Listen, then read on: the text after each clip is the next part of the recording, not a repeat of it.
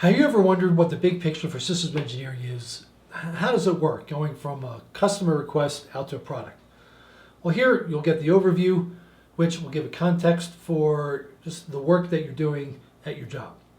Whether you're new to systems engineering or you've been in it for a few years, you'll appreciate this context, and I think you'll find that it's going to help because when you get a task or when you're working with other even non-technical professionals, maybe the finance person, you're going to understand how they're important to big picture. Now let's start with the business aspect of it, where we have a request, we've received some money from the customer, and we have a certain time frame. That's where it all starts. Now once the money lands at our organization, then the activity can begin. Okay, and here I'm calling this the activity bubble. It's got four major pieces to it. First, there's line management, level one management up to the executives. For an organization to sustainably and repeatedly thrive, that management structure needs to be in place. Then there are resources, physical resources like test labs, even the IT equipment. Then you've got the project management and program management. So this manages the money for all the activity, technical and non-technical. But for the case of this, we can focus on the technical piece of it.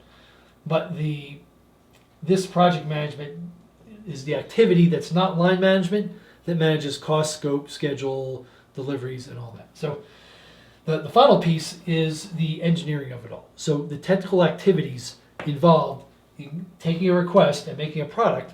Again, at the end, we need to deliver a product. We got a nice little bicycle here.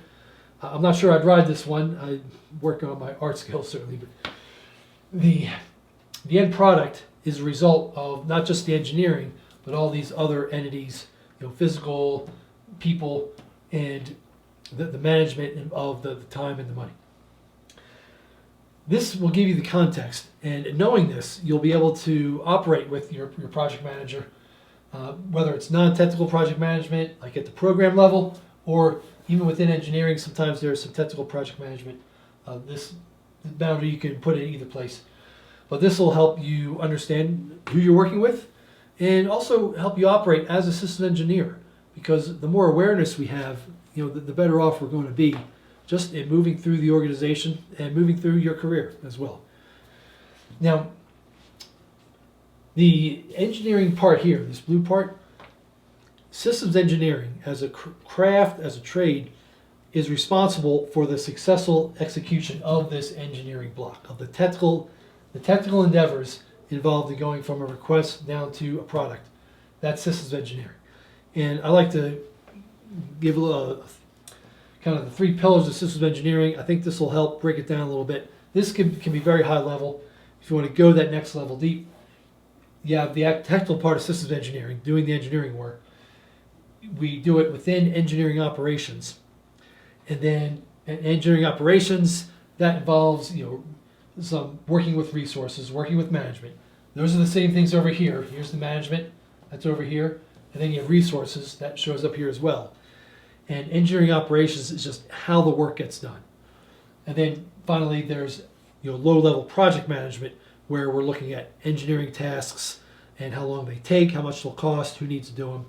That's project level, tactical project management here.